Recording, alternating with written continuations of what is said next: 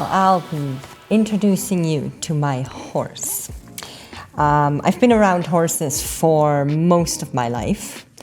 Only when I was gifted one as an adult, and it was a pity gift, but I took it anyways, did I get a horse. It was given to me even before he was born.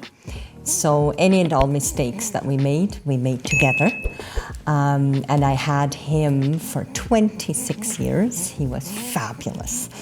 But again, horses have been a red thread throughout my life. It's just always, they've been very, very important all along. So they're incredibly sensitive animals. They can sense your mood, your attitude from quite a distance away, this is how they survived for thousands of years, just by making sure they can sense those things. And this is also why horses are being used in therapy.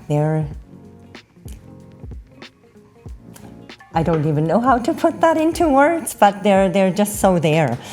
I've given horseback riding lessons to people for many years, and I have used said trusted steed.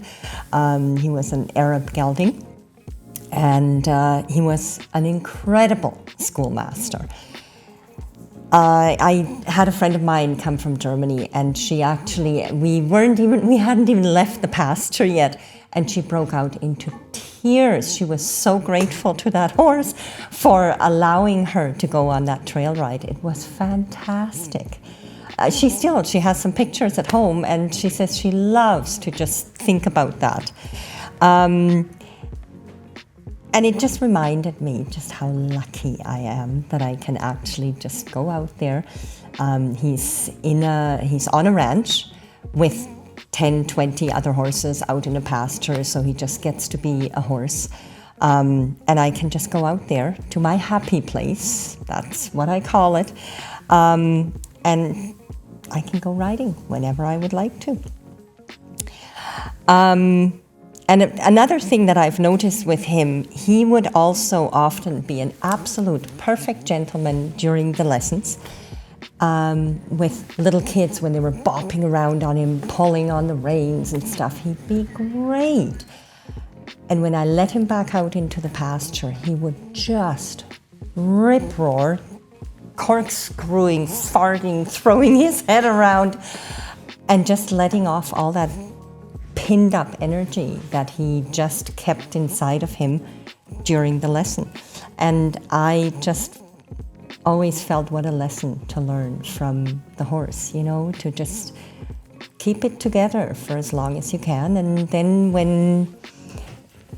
when time permits, you can just let it out. And there is one incident actually that I did want to talk about. Back then, I had 2 kids at home, the husband, I was working, rather busy lifestyle, and so I had scheduled the horse time in. And I'm out there and I catch the horse from the pasture and I park him in front of the barn, and I'm just rushing around, picking hoofs and brushing the horse, and he's just standing there in the sun. I didn't even have to tie him, he was that well behaved.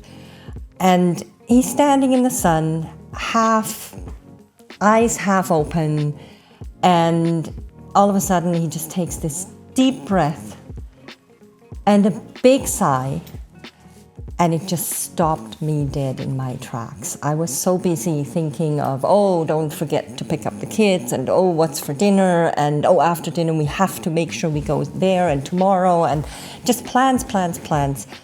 And he just stood there and sighed. It totally brought me back into the moment, right there, right then.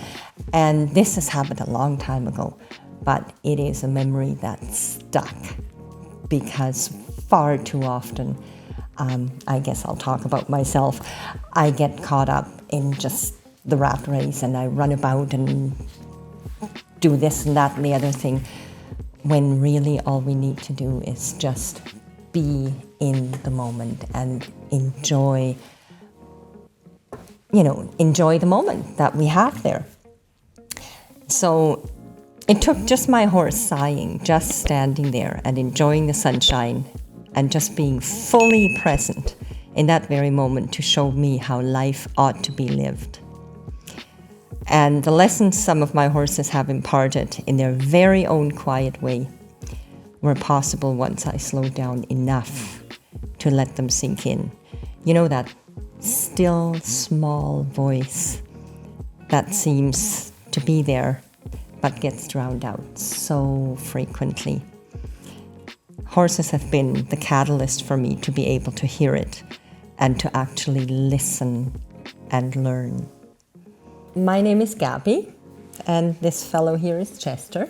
And like many of you out there, I work a lot. And another thing about me is that I love animals, and they help me to decompress after all that work.